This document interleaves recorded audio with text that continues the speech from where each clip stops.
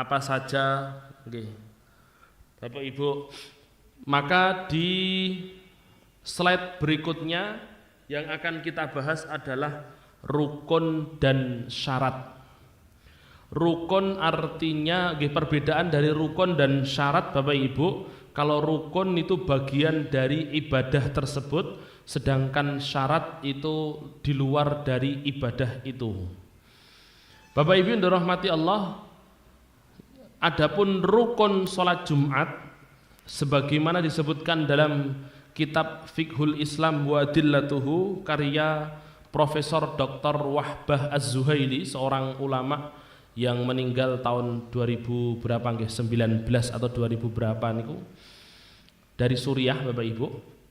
Beliau menyampaikan di situ bahwasanya ulama sepakat rukun sholat Jumat itu cuma ada dua. Bapak Ibu dirahmati Allah, yaitu khutbah beserta dengan rukun dan persyaratannya, dan sholat 2 rakaat Bapak Ibu. Sholat 2 rakaat beserta dengan rukun-rukun dan persyaratannya. Jadi rukun dari ibadah sholat Jumat itu cuma 2 saja, khutbah, terus kemudian yang kedua adalah rakaat. Kenapa kok rakaat? Sholat 2 rakaat Bapak Ibu. Khutbahnya boleh diundur napa mboten? Sholat dulu baru kemudian khutbah. Itu nanti juga akan kita bahas pembahasan apa yang disampaikan oleh para ulama berkaitan dengan hal itu. Adapun syarat sholat Jumat Bapak Ibu, persyaratannya itu dibagi menjadi 3. Persyaratan sholat Jumat, syarat dari sholat Jumat itu dibagi menjadi 3. Nomor 1 syarat wajib dan sah. Jadi syarat wajib dan sah itu artinya persyaratan ini hukumnya ya wajib, kalau tidak diamalkan sah, tidak sah Bapak Ibu. Kalau tidak dipenuhi tidak sah. Kemudian yang kedua syarat wajib saja. Kalau syarat wajib artinya wajib dilakukan, kalau tidak dikerjakan sholatnya tetap sah tapi dosa. Kenapa? Karena tidak memenuhi persyaratan, karena tidak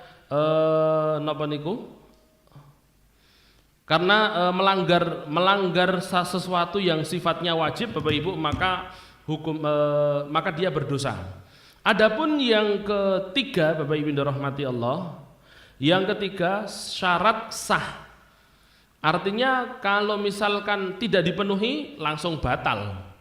Mboten bahas napa niku wajib ndak wajib, ya otomatis itu wajib Bapak Ibu, tapi mboten dosa. Ndak dipenuhi Pak nggih, ya langsung batal, harus mengulangi lagi. Ngoten, harus mengulangi lagi. Dan kalau batal mengulangi lagi ya mboten dosa Bapak Ibu. Dosa niku lek misale melanggar sesuatu yang wajib, atau misalkan tidak melaksanakan sholat Jumat, barulah itu disebut berdosa. Bapak Ibu dirahmati Allah, poin yang pertama tentang syarat wajib dan sah. Syarat wajib dan sah Bapak Ibu. Jadi ini syarat, selain wajib juga syarat sahnya wajib dilaksanakan, dan kalau tidak dipenuhi Bapak Ibu maka tidak sah sholat tersebut. Tentu yang pertama adalah berakal Bapak Ibu.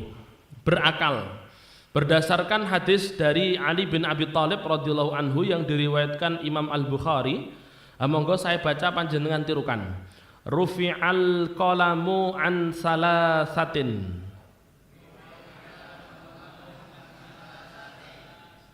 Anis sabiyyi hatta yablugha.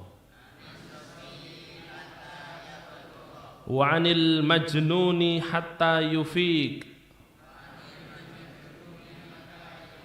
Wa anin naimi hatta yastaiqidh. Hatta yastaiqidh. Jadi berakal Bapak Ibu itu merupakan syarat wajib dan sah hadirin. Jadi ya wajib dilampahi, terus lek mboten Bapak Ibu tidak terpenuhi maka sholatnya tidak sah. Ulama sepakat bahwasanya ini kan kata Nabi sallallahu alaihi wasallam, diangkat kolam, diangkat pena, maksudnya tidak dicatat, jadi tidak ditaklif, tidak dibebani syariat Bapak Ibu siapa? sobi, anak kecil sampai dia balik. Kalau balik baru dibebani taklif, tidak melaksanakan sholat dosa, ngoten Bapak Ibu. Melaksanakan sholat dapat pahala. Tapi lek bayi mboten, ngoten. Terus kemudian orang gila sampai gilanya hilang Bapak Ibu, berarti nggih ada kemungkinan orang gila itu hilang. Nah, gila hilang ini Pak nggih, ini nanti ada pembahasan juga Bapak Ibu niki. Di baris yang ketiga, ora jangkep. Napa ora jangkep niku? Nggih, mboten genep napa kurang saentong niku lho. Itu juga akan dibahas. Jadi orang gila Bapak Ibu salatnya tidak sah dan napa niku tidak wajib salat sampai dia tidak gila lagi. Ya bisa jadi Bapak Ibu rahmatullah gila sembuh niku ya bisa jadi. Wa anin naim karena depresi Pak, depresi, stres dan lain sebagainya. Wa anin naim dan dari orang yang tidur sampai yastaikid sampai dia bangun. Artinya Bapak Ibu lek ketiduran nggih. Orang tidur ketiduran Bapak Ibu ketiduran karena ketiduran bukan sengaja tidur, maka dia tidak diwajibkan dan tidak sah Bapak Ibu untuk melaksanakan sholat Jumat sampai bangun Bapak Ibu, sampai bangun. Sebenarnya ya digugah gentangi Pak nggih. Dan ini perlu kita perhatikan Bapak Ibu nggih. Mungkin ini kan misalkan Bapak dalam kondisi mendengar khutbah Jumat ternyata Masya Allah khusyuk sekali. Saking khusyuknya sampai batuk niku napa niku ngambung jubin. Saking khusyuknya. Begitu komat Bapak Ibu iqomah. Begitu iqomah Pak, tangi Pak nggih, kaget Bapak Ibu nggih. Ya sik dereng rapati jangkep ngoten niku Bapak Ibu, gek gringgingen sisan. Nggih. Sikil nggih tinggi ngadeg mboten saged. Kalau kesadaran belum napa niku sempurna, jangan langsung takbir Bapak Ibu. Jangan langsung takbir, bisa tidak sah loh Pak salatnya. Kenapa? Karena akal dia masih terhitung naim Bapak Ibu, dia masih terhitung tidur dan belum benar-benar bangun. Jadi kesadarannya itu harus betul-betul sempurna. Dia ketika memulai takbiratul ihram mboten kok harus jegagi terus melok-melok ngoten Bapak Ibu harus sik tinguk iki mau ning endi ternyata sik salat. Tidak boleh. Itu takbiratul ihram mboten sah Pak. Nggih, mboten sah. Harus bangun bener-bener wis bangun. Ya Bapak Ibu rahmatillah pripun malih wong ya tangi liyane wis napa niku yang lainnya sudah berdiri niki nembe tangi Pak nggih. Baru bangun Bapak Ibu ya sudah ndak apa-apa. Telat takbiratul ihram bersama dengan imam mboten napa-napa asalkan tetap sah Bapak Ibu gitu loh. Jangan kok terus kemudian nggih niku wau. Tur panjenengan yang membangunkan Bapak Ibu yang membangunkan nggih alon-alon aja langsung dicewawil ngeten Pak. Nggih, jegagi ngeten Bapak Ibu mengke. Kadang kan ngoten Pak nggih. Jawil yo langsung dingerekne Bapak Ibu. Jangan dibangunkan pelan-pelan Bapak Ibu rahmatullah, bangun pelan-pelan ngoten. Nggih hadirin ya pas awal-awal iqomah niku kan dibangunkan ngoten Bapak Ibu. Saking napa niku khusyuknya itu sampai ngoten niku.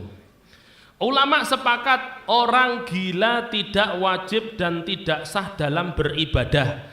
Maka harus dijauhkan dari ibadah yang berkaitan dengan orang banyak. Contoh salat ngimami Bapak Ibu. Contoh jadi muadzin, adzan. Adapun orang sing mboten jangkep niki itu istilah dalam fikih itu maktuh namanya. Maktuh itu Bapak Ibu satu kondisi di mana seseorang kalau dikatakan gila niku nggih lek edan ya mboten edan Bapak Ibu, lek dikatakan normal nggih mboten normal ngoten lho. Dijak ngomong ya sik nyambung, lek salat niku Bapak Ibu ya masih bisa sampai tuntas, azan itu ya masih bisa sampai tuntas kan gitu Pak. Bapak Ibu nggih. Cuman kadang-kadang ki yo lakone nggih kaya wong edan ngoten niku Bapak Ibu yen nyatu mboten jangkep Pak nggih. Wonten ning masjid Bapak Ibu dirahmati Allah sempakan tok ngerti-ngerti. Lha nggih wonten ngoten niku ya ada. Orang-orang seperti ini dalam bab fikih itu diklasifikasikan Bapak Ibu. Jadi ada kelas-kelasnya gitu Pak. Tarafnya Bapak Ibu seperti apa? Oke. Tarafnya seperti apa? Kalau misalkan parah Bapak Ibu, maka dihukumi orang yang gila. Tapi yang lebih napa niku, mungkin yang lebih tepat lagi apa yang disampaikan oleh Imam Asy-Syafi'i dalam kitabnya Al-Um niki. Jika kacau, jadi misalkan kumat-kumatan Pak nggih, lek pas kacau Bapak Ibu, maka dia dikategorikan gila dan dia tidak boleh sholat. Ngoten. Ampun konadan Bapak Ibu. Tapi semangat nggih, hadirin dirahmati Allah, keabsahan azan itu kan juga berkaitan dengan dia berakal atau tidak berakal kan ngoten Pak. Walaupun kalau misalkan orang gila yang azan, sholat panjenengan tetap sah. Nggih Pak nggih. Nggih, dikomati napa niku wong gendeng Bapak Ibu ya salat panjenengan tetap sah. Cuman hadirin ini kan berkaitan dengan orang banyak, ya perlu untuk dihindarkan. Apalagi Bapak Ibu nggih misalkan imam sudah pikun. Imam pikun itu Bapak Ibu dirahmati Allah harusnya diganti. Ya kudu diganti, Pak. Let Bapak Ibu di pertengahan misalkan ngerti-ngerti pikun, Pak. Batal Bapak Ibu ya batal semua. Apalagi awal ngoten. Nanti ada yang mengatakan Bapak Ibu batal semua, ada yang mengatakan ya karena ini udzur batal maka diganti oleh yang di belakang. Nggih lek diganti Pak. Leng pikun yang mboten ngertos lek pikun Bapak Ibu. Di salatnya itu Pak, salatnya tasik nggih napa? Mohon maaf Bapak Ibu jenda-jendite ini nggih, gerakannya masih sempurna, bisa sampai salam. Tetapi nggih kalih linglo ngoten Bapak Ibu, nggih tolah toleh ngoten Pak, pikun. Maka imam pikun Bapak Ibu diganti ngoten lho. Tapi iki sesepuh Bapak Ibu dirahmati Allah, masih sesepuh nggih diomongi pelan-pelan. Kan nggih enten Pak nggih. Oh ada Bapak Ibu takmir masjid itu sanjak Pak. Duka takmir masjid pundi? Pokoke mboten al-huda Pak. Nggih, mboten lek al-huda. Oh, anu Ustaz. Wonten napa niku satu jamaah niku nggih ya riyine sering khutbah begini begitu. Lah khutbah Jumat ngerti-ngerti maju Ustaz. Nggih. Jadi buatan wancine khutbah ngerti-ngerti maju khutbah Jumat Bapak Ibu. Nggih ya. Hadirin dirahmati Allah, pripun carane ngoten Bapak Ibu perlu diberhentikan. Kenapa? Karena kalau sholat itu dipimpin oleh orang gila Bapak Ibu, nggih, maka ya sholatnya hadirin dirahmati Allah malah mboten sah kalau sampai tuntas gitu loh. Ini ada cerita dari Pak AR. Sinten Pak AR? Nggih, Pak AR itu pernah bercerita, nggih, almarhum itu beliau pernah bercerita begitu. Beliau masih muda, dikirim gitu, nggih, untuk dikirim ke pedalaman. Terus karena beliau dai kiriman suruh maju kan ngimami, karena beliau merasa masih muda, nggih, yo kajenge sing tuwek riyin, monggo Mbah Mudin. Lah Mbah Mudine Bapak Ibu masih mengajukan wis jenengan mawon. Pak R nggih, mboten jenengan mawon Mbah Mudin. Lah kok moro-moro Bapak Ibu enten sing maju, Pak. Wis, ayo gendang salat aku wae. Bapak Ibu dirahmati kalih Mbah Mudin ditarik, Pak. Terus kemudian Bapak Ibu dirahmati Allah, Pak R yang maju. Terus disanjangi. Niki nggih untung jenengan ndang maju. Niki mboten jangkep niki. Lek salat nggih mengki salatnya yo makmum harus mengulang lagi gitu. Jadi itu nggih Bapak Ibu tidak sah salat dan ibadahnya orang gila Bapak Ibu. Kenapa? Karena ini berakal itu adalah syarat wajib dan syarat sahnya salat. Maka nggih ngatos-atos nggih. Imam lek pun napa niku pikun Bapak Ibu jangan jadikan imam, diganti, regenerasi Bapak Ibu. Nggih. Baik. Itu hadirin, jadi jika kacau dikategorikan gila, namun jika sadar Bapak Ibu maka termasuk mukallaf. Masalahnya nggih dong-dongan Pak. Kadang Bapak Ibu di pertengahan sholat kok tiba-tiba kumat Bapak Ibu. Lah lek ngoten niku nggih ndang segera diberhentikan saja. Engkong jenengan mboten usah ngimami nggih. Mengke mesakne sing diimami. Dalam kitab Al-Um karya Imam Asy-Syafi'i. Kemudian Bapak Ibu, jadi yang pertama berakal Pak. Syaratnya itu nomor 1 berakal. Nomor 2 penduduk kota bukan penduduk desa. Pendapat ini hanya dikemukakan oleh mazhab Hanafi dan menyelisihi jumhur ulama. Dahulu Rasulullah pun tidak membedakan antar keduanya, penduduk kota atau penduduk desa, tidak dibedakan. kecuali saat Id yang bertepatan dengan sholat. Beliau mengatakan ahlul bawadi, orang-orang dari penduduk nomaden, kalau mau menunggu untuk melaksanakan sholat Jumat silahkan, tapi kalau misalkan mau pulang tidak sholat Jumat silahkan. Itu kalau sholat Jumat, kalau sholat Idnya bertepatan dengan hari Jumat, Bapak Ibu, maka digugurkan secara jelas oleh Rasulullah kepada para penduduk nomaden, Bapak Ibu, atau orang-orang desa gitu Pak, orang-orang Arab Badui. Maka pendapat ini tidak muktabar. Jadi Bapak Ibu dalam madhabnya Imam Abu Hanifah Pak, kalau sholat Jumat dilaksanakan tidak di kota, Bapak Ibu, kota itu hadirin dirahmati Allah artinya penduduknya banyak, mboten kok teng dusun napa niku masih pencar-pencar kayak tebih-tebih ngoten. Kok tidak dilaksanakan di kota Bapak Ibu, dilaksanakannya di desa, maka sholat Jumatnya tidak sah. Itu menurut madhab Hanafi. Tapi sini saya garis bawahi, pendapat ini tidak muktabar. Muktabar itu tidak dianggap Bapak Ibu. Kenapa? Karena tidak mendasar. Apalagi di zaman sekarang Bapak Ibu dirahmati Allah nggih. Apalagi di zaman sekarang Bapak Ibu tidak bisa. Kemudian yang ketiga, harus mendapatkan izin dari penguasa dan dihadiri olehnya atau oleh wakilnya. Jadi Al-Huda mau mendirikan napa niku salat Jumat harus ada izin dari penguasa. Dan penguasanya, pemerintahnya Bapak Ibu, amirnya harus hadir sholat Jumat. Masalah ini amir iki gak sholat iki pripun lek ngoten. Lek misale mboten sholat itu belayan Pak nggih. Wakile.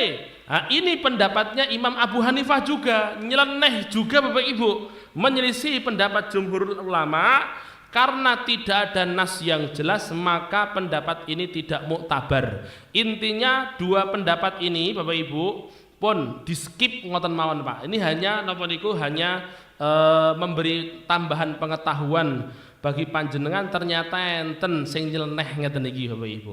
Yang jelas tadi satu berakal, kemudian yang kedua ini Pak, ini muktabar. Dilaksanakan pada waktunya, bukan sebelumnya atau setelahnya. Jadi sholat Jumat Bapak Ibu harus dilaksanakan pada waktunya. Ulama sepakat dalam poin ini. Mboten angsal Bapak Ibu nggih, malam Jumat wis khotbah Jumat, ndak boleh. Malam Jumat wis khotbah Jumat. Moro-moro jam napa niku? Sebelum subuh jam 3 Bapak Ibu, moro-moro adzan. Adzan 2 kali terus enten khutbah. Yang hadir cuman beberapa wis rapopo. Bapak Ibu dirahmati Allah, ndak boleh. Ulama sepakat dalam poin ini nggih. Begitu pula dengan poin yang pertama tadi. Adapun poin 2 dan 3 di skip mawon. Ngoten Bapak Ibu nggih. Adapun kapan pertama kali sholat Jumat, jadi waktu pertama sholat Jumat itu kapan, itu ada perbedaan pendapat di antara para ulama. Yang jelas Bapak Ibu, sholat Jumat harus dilaksanakan pada waktunya. Awal waktunya kapan, ada perbedaan. Pendapat yang pertama mengatakan bahwasanya sholat Jumat bisa dimulai dari waktu sholat Id, terbitnya matahari. Dados misalnya Bapak Ibu nggih, misal Pak, misal. Tapi mboten usah dipraktek nih Bapak Ibu nggih. Ini nanti kita akan sampaikan juga nggih. Jadi Bapak Ibu rahmatullah, ada pendapat seperti ini dan itu pernah dilakukan oleh para sahabat dulu dan juga beberapa ulama salaf dulu. Cuman di zaman-zaman berikutnya hampir tidak pernah. Hanya saja lek nyerempet-nyerempet wonten Bapak Ibu. Jadi ini pendapatnya Imam Ahmad ibnu Hambal, madhab Hambali. Dalam madhab Hambali, kapan dimulainya waktu sholat Jumat Bapak Ibu? Ya dimulai sejak terbitnya matahari. Ngoten. Berdasarkan hadis dari Jabir bin Abdullah radhiyallahu anhu dalam riwayat Imam Muslim Bapak Ibu, saya baca niki jenengan tirukan. Kunna nusalli ma'a Rasulillah sallallahu alaihi wasallam. Summa narji'u fanurihu nawadihana Qala hasanun.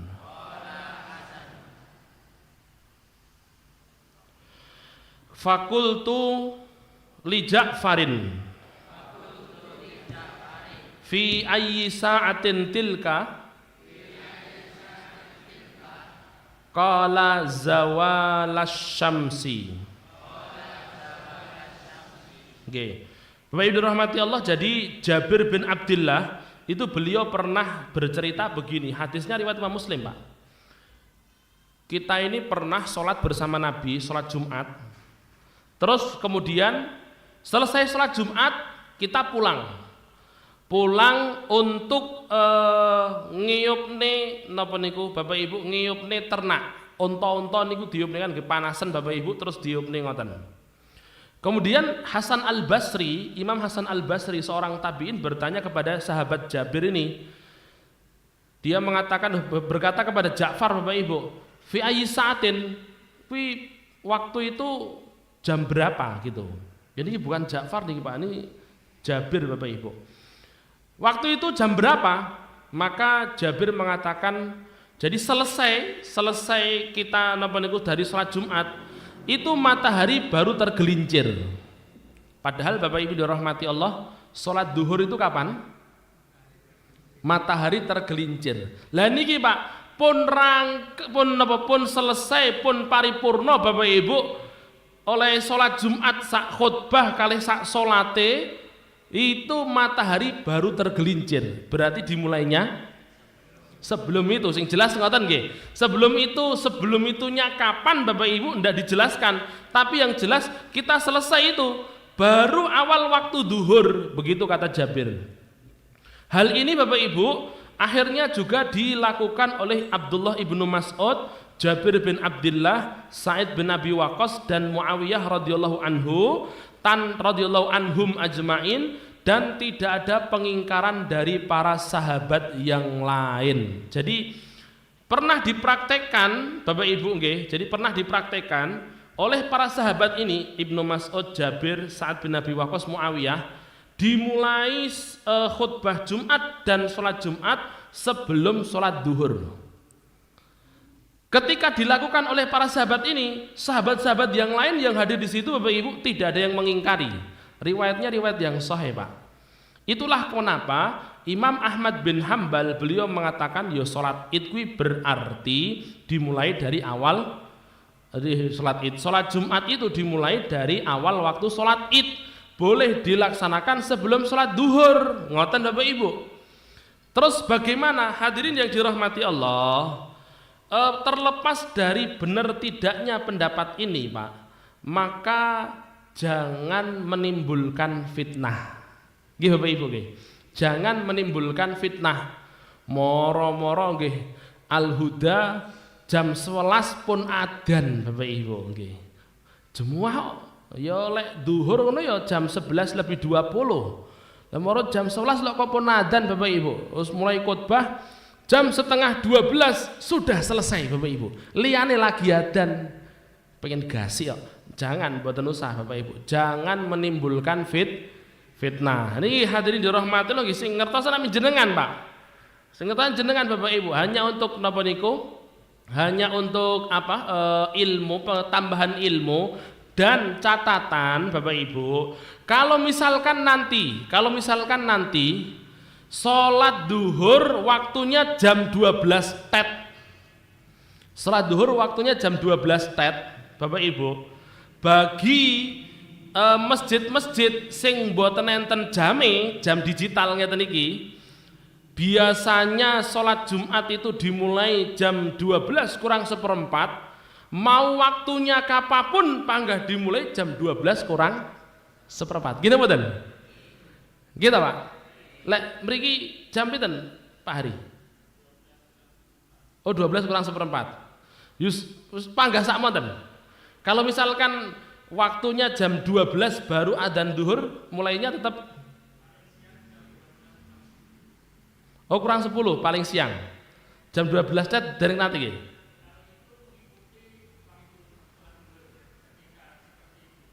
Oleh pas ngoten niku mengikuti waktu salat duhur. Nggih. Misalkan Bapak Ibu nggih, mboten mengikuti salat zuhur. Lah kok ternyata mungkin karena sudah biasa kurang seperempat, lah moro-moro nggih mungkin supe Bapak Ibu Pak Hari ngerti maju terus dimulai. Hadirin dirahmati Allah, kok ternyata maju Bapak Ibu beberapa menit saja bukan berarti kemudian sholat Jumatnya tidak sah. Jadi pendapat ini Bapak Ibu dirahmati Allah karena memiliki dalil yang kuat juga dan dipraktekkan oleh beberapa sahabat serta tidak diingkari oleh sahabat yang lain, maka penggunaan pendapat ini hanya di saat-saat seperti itu saja. Gitu Pak nggih. Hanya di saat-saat seperti itu saja. Yang lain Bapak Ibu dirahmati Allah ya dimulai setelah tergelincirnya matahari. Mboten usah golek fitnah Bapak Ibu, ndak usah. Ngerti-ngerti jam 10 wis sadan Bapak Ibu, mboten usah. Nggih, nanti ndak jadi fitnah Bapak Ibu dan terus ya semua akhirnya wis kacau Bapak Ibu nggih. Napa oleh wong Indonesia nggih Pak nggih. Kemudian ini pendapat dari jumhur ulama Bapak Ibu. Pendapat jumhur ulama, awal waktu sholat Jumat dimulai saat matahari tergelincir, yaitu di awal waktu zuhur. Nggih Bapak Ibu. Awal waktu zuhur Pak, itu baru boleh dimulai Bapak Ibu pelaksanaan sholat Jumat. Ya dimulai dari adzannya tadi Pak nggih. Otomatis kan pertama kali kan adzan. Kalau misalkan Bapak Ibu nggih, misalkan mengikuti waktu azan, terus kemudian di sini kan biasanya ada pengumuman dari Pak Hari, pengumuman. Setelah pengumuman itu ternyata azannya itu atau salamnya khotib itu bisa pas jam 12 kurang 10, berarti nggih pun jangkep. Jadi dimulainya gini wow, ketika salamnya khotib naik mimbar Bapak Ibu, dia mengucapkan salam. Itu untuk jumhur ulama dimulai saat awal waktu zuhur, titit baru kemudian napa niku imam khotib naik dan mengucapkan salam. Hadis ini pendapat ini berdasarkan dua hadis. Ini saya baca panjenengan tirukan nggih. An Anas bin Malik radhiyallahu anhu. Annan nabiyya sallallahu alaihi wasallam kana yusallil jumu'ah hina tamilus syamsu. Rawahul Bukhari wa an Salamah binil Aqwa radhiyallahu anhu qala kunna nujammi'u ma'a Rasulillah sallallahu alaihi wasallam idza zalatis syamsu hatta narji'a summa narji'u nggih natatabba'ul fai'a nggih. Rawahu Muslim, diriwayatkan Imam Muslim nggih. Yang pertama Bapak Ibu, hadis riwayat Imam Bukhari, Anas bin Malik niku sanjang Nabi beliau sholat Jumat ketika dimulai sholat Jumat ketika matahari sudah tergelincir. Ini kesaksian daripada sahabat Anas bin Malik. Terus kesaksian yang sama disampaikan oleh Salamah ibnul Aqwa. Beliau menyampaikan kita dulu bersama dengan Nabi itu biasanya melaksanakan sholat Jumat itu kalau matahari sudah tergelincir, pulang-pulang Bapak Ibu kita bisa mengikuti bayangan kita. Pulang-pulang Bapak Ibu dirahmati Allah bisa mengikuti bayangan, ngoten. Pun enten bayanganipun jedul. Bapak Ibu yang dirahmati Allah, dari sini maka jumhur ulama menyampaikan Bapak Ibu, dan ini pendapat yang lebih napa niku hati-hati, nggih Pak, lebih hati-hati. Dimulainya sholat Jumat Bapak Ibu di awal waktu zuhur, ngoten Pak, di awal waktu zuhur.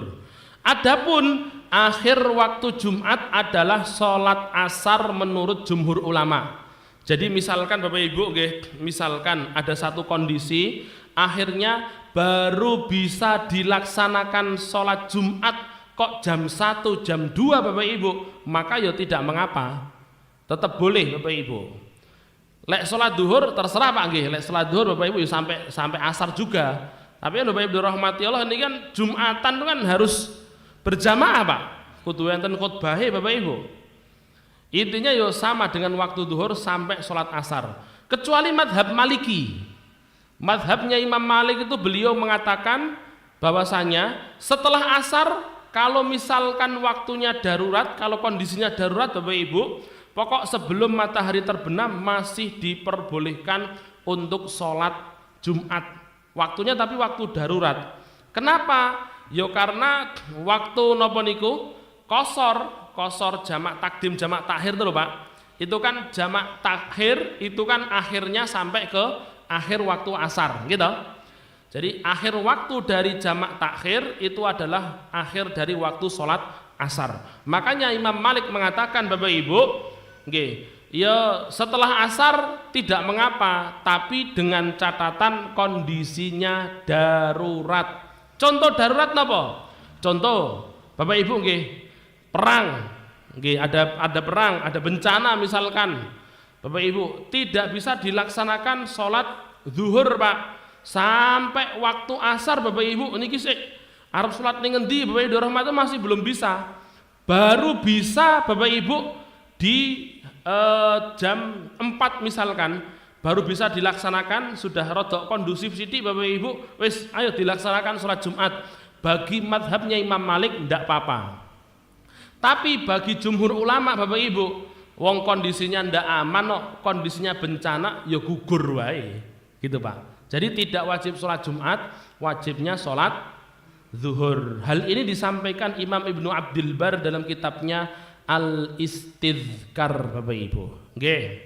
Hadirin yang dirahmati Allah, sebelum dilanjut masih ada berapa waktu? 11, masih 12. Sampai sini ada pertanyaan apa mboten? Enten mboten? Awal waktu sholat mboten bingung nggih. Ini mau kayak sinau tenanan niku Ibu. Nggih sinau kayak tenanan niki masyaallah nggih. Ngoten nggih. Jadi itu syarat yang pertama, syarat sah dan syarat wajib Bapak Ibu. Nggih, dilaksanakan dimulai paling napa niku paling aman. Dimulai saat sudah tergelincirnya matahari. Lebih daripada itu diperbolehkan.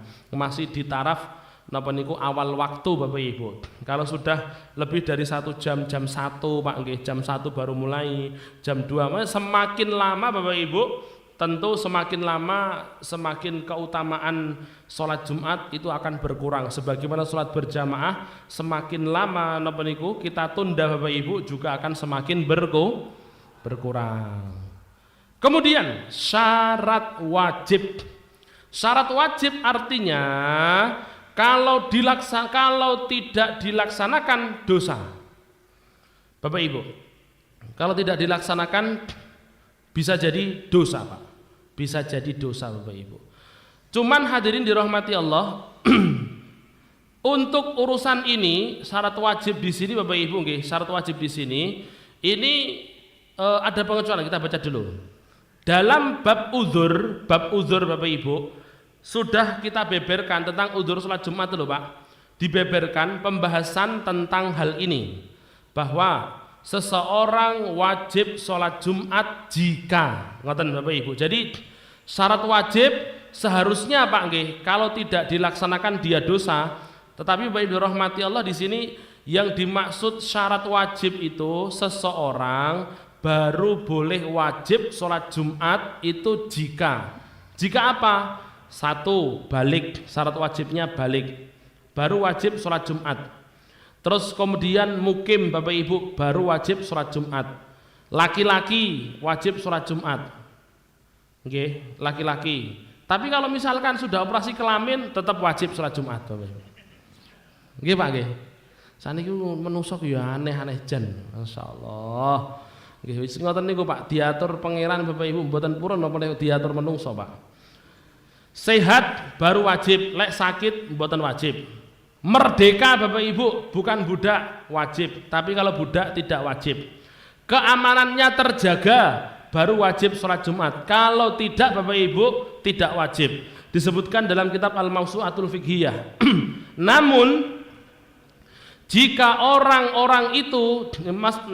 jika tidak memenuhi persyaratan, orang-orang yang tidak memenuhi persyaratan ini melaksanakan sholat Jumat, maka sholatnya tetap sah. Mereka juga bisa menjadi imam kecuali perempuan.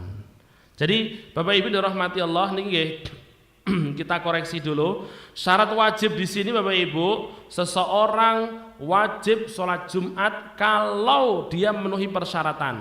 Satu, dia balik. Artinya lek boten balik boten wajib. Lek sah tetap sah. Dia dua, mukim, tidak safar. Kalau safar sholat Jumat ya tetap sah Bapak Ibu, tapi tidak wajib sholat Jumat. Laki-laki Bapak Ibu, laki-laki wajib, lek perempuan tidak wajib sholat Jumat, tapi tetap diperbolehkan sholat Jumat dan sah Bapak Ibu. Artinya kalau sah mboten usah ngulangi malih. Musafir sholat Jumat sampai di rumah sholat duhur lagi Bapak Ibu, ndak usah. Sudah kita bahas dulu. Sehat Bapak Ibu, sakit, kondisi sakit jenengan peksa sholat Jumat tetap sah. Keutamaannya besar Bapak Ibu. Kondisi payah panjenengan tetap melaksanakan perintah kok. Begitulah merdeka dan keamanan terjaga. Namun jika tidak terpenuhi Bapak Ibu dan melaksanakan sholat Jumat ya tetap sah dan boleh jadi imam. Orang sakit Pak nggih. Orang sakit jadi imam Bapak Ibu diperbolehkan, mboten napa-napa. Hadirin walaupun nanti ada pembahasan juga Pak nggih. Kalau misalkan sakit sampai sholatnya duduk Bapak Ibu, imamnya piye? Nggih Pak. Dulu di bab tentang sholatnya orang sakit sudah kita bahas tuntas. Nggih, boleh jadi imam kecuali ibu-ibu, perempuan itu tidak boleh jadi imam, ngoten Bapak Ibu. Nggih. Lah napa to? Perempuan kok ndak boleh jadi imam? Perempuan kok ndak ada yang ndak boleh jadi nabi? Kan nggih jumhur ulama mengatakan nabi niku mboten enten sing wedok. Nyapa? Kok tidak adil begitu? Bu, lah kok boro-boro dadi imam, dadi nabi. Diangkat P3K iki lho, bojone dipegat. Mboten guyon mawon mboten. Ya ndak, memang Allah Subhanahu wa taala mengetahui kapasitas panjenengan kewajibannya napa niku kekuatannya itu bukan menjadi pemimpin. Ngoten. Kekuatan panjenengan bukan jadi pemimpin. Tapi kekuatan panjenengan itu jadi madrasah. Ngoten Bapak Ibu. Itu nggih jadi madrasah sing ngayomi anak ngoten niku, sing ngelus-elus suami ngoten niku. Terus sinten sing ngelus-elus suami lek mboten jenengan? Nggih, Bu. Ya. Nyewa melenyewa iki jan. Masyaallah. Nggih, ini disebutkan dalam kitab Mawsu'ah Fiqhiyah. Itu nggih, maksudnya niku tukang pijet ngoten lho, kan mijeti Bapak Ibu. Nggih. Ya. Taib itu mungkin Bapak Ibu yang bisa kita bahas di pertemuan kali ini insyaallah. Nggih, silakan.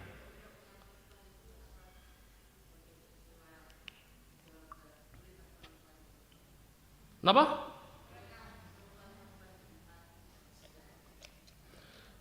Khutbah Jumat kalih nggih ngimami salat Jumat yo ndak boleh. Mboten angsal azan, khutbah, terus imam ndak boleh. Tapi niku enten niku nggih, enten sing sanjang angsal niku duka. Kesambet napa duka Bapak Ibu nggih. Ya reka iki pengen napa niku pengen memuliakan perempuan tapi nggih mboten pas, ndak pas pengaturannya begitu kok. Nggih, ada lagi? Enggak Pak Ari? Nggih.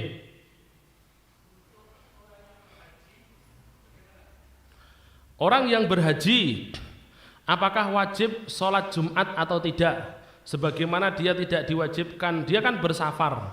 Sebenarnya juga tidak wajib sholat Jumat. Haji, umroh, ngoten niku kan nggih. Makanya Nabi sallallahu alaihi wasallam tuh beliau dulu tidak berjamaah, salatnya kan di jamak-jamak ngoten nggih. Seperti itu. Tapi kalau dilaksanakan Jumatan pripun? Mboten napa-napa. Jenengan umroh tetap Jumatan ya tidak mengapa. Wajibnya tidak. Ngoten nggih, wallahu alam. Ada lagi? Nggih Ibu, Bu, monggo Ibu.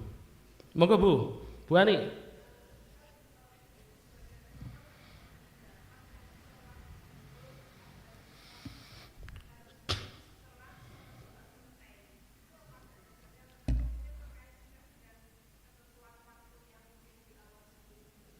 Oke, taib nih nggih.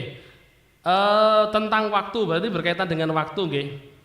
Apakah benar kita kalau mau sholat duhur di waktu di hari Jumat harus nunggu selesai sholat Jumat? Itu pendapat yang salah. Yang benar Bapak Ibu, itu sebenarnya mungkin kenapa niku oleh nyadur, oleh ngambil pendapatnya ulama salah dalam memahami. Jadi di Imam Nawawi itu beliau menyampaikan, bukan hanya Imam Nawawi, para ulama itu menyampaikan begini. Orang yang wajib sholat Jumat tidak boleh sholat zuhur sebelum selesainya sholat Jumat. Itu nggih. Orang yang wajib sholat Jumat tidak boleh sholat zuhur sebelum selesainya sholat Jumat. Contoh, saya wajib sholat Jumat, nggih. Terus, wah aras-arasen kok. Lek mboten ngoten, saya baru bangun tidur Bapak Ibu. Baru bangun tidur, terus ningali, lah kok jam semene, pun jam sementen, berangkatlah saya ke masjid. Berangkat ke masjid Bapak Ibu, ternyata rakaat yang terakhir tasik tahiyat. Alah wis mulai wis pulang aja sholat terus sholat duhur atau tahiyat nggih, saya langsung alah wis. Mungkin rumah saya deket gitu, nginceng ngoten nggih.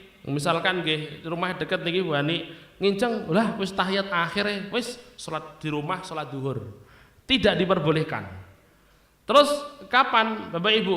Yo harus datang ikut. Lah kok ketika datang Bapak Ibu nggih, ketika datang kok pun salam pripun? Ya sudah, dia sholat zuhur gitu loh. Tapi kalau masih dalam kondisi ritual sholat Jumat itu masih ada, dia kan wajib sholat Jumat. Dia tidak mau melakukan sholat Jumat, memilih sholat duhurnya tidak sah. Jadi harusnya dia datang ke situ, Mas Bukhari Bapak Ibu tetap datang ke situ. Walaupun nanti kan nggih, kalau dia tidak dapat rukuk, berarti kan dia harus mengkodok 4 rakaat, gitu. Dan ini Bapak Ibu nggih, termasuk fikihnya sholat Jumat itu begini. Kalau panjenengan Pak datang masbuk tidak mendapatkan rukuk terakhir, datang kok sujud terakhir, maka panjenengan bukan kok mengkodok 2, bayar 2 mboten, penak men bayar 2. Karena panjenengan tidak dapat rukuk. Kalau tidak dapat rukuk berarti tidak dapat sholat Jumat. Kalau tidak dapat sholat Jumat berarti dia harus sholat zuhur. Jadi kalau panjenengan datang sujud terakhir, panjenengan harus mengkodok 4 rakaat. Begitu. Tapi kalau misalkan tidak wajib sholat Jumat, mau sholat zuhur kapanpun ya diperbolehkan. Jadi sebenarnya teksnya di dalam kitab-kitab itu khusus untuk yang wajib sholat Jumat, bukan yang tidak wajib sholat Jumat. Begitu. Cukup? Pripun?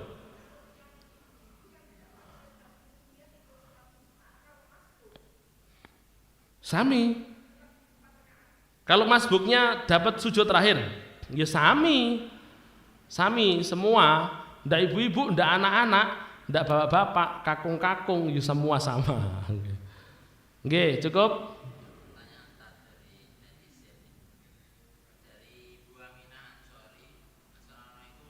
Assalamualaikum.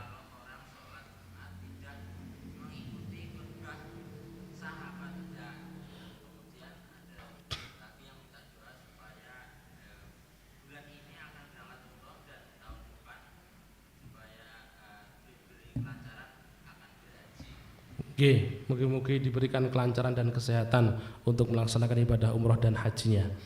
Kemudian berkaitan dengan apakah orang yang tidak mengikuti sholat Jumat mengikuti khutbah Jumat nggih, itu sah atau tidak sholat Jumatnya?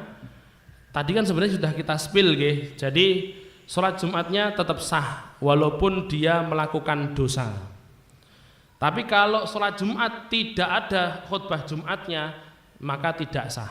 Bagi makmum kok tidak mendengarkan khutbah nggih niku terus tidak datangnya ketika telat nggih sudah mulai takbiratul ihram, dia tetap sah terhitung sholat Jumat berdasarkan hadis man adraka rakaah faqad adraka shalah. Siapa yang mendapati rukuk maka dia mendapati sholat itu, keutamaan sholat. Hanya saja ada keutamaan yang hilang dan mungkin dia juga berdosa karena tidak melaksanakan salah satu perkara yang wajib, yaitu khutbah Jumat. Makanya nggih, ya memang secara untuk kehati-hatian datang itu bukan kok napa niku setelah khutbah, tapi jenengan datang sebelum khutbah. Ketika datang mboten kok terus khusyuk angler ngoten mboten, tetapi ya mendengarkan. Ya percuma nanti kan keutamaannya juga hilang. Gitu nggih? Ya, cukup. Oh, Mbak Suwanti nggih, satu lagi pun untuk penutup.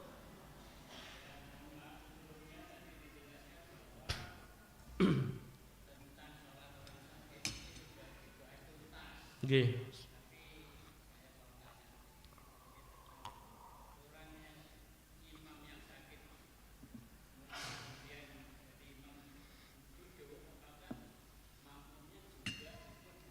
Kan sudah kita bahas niku, Pak.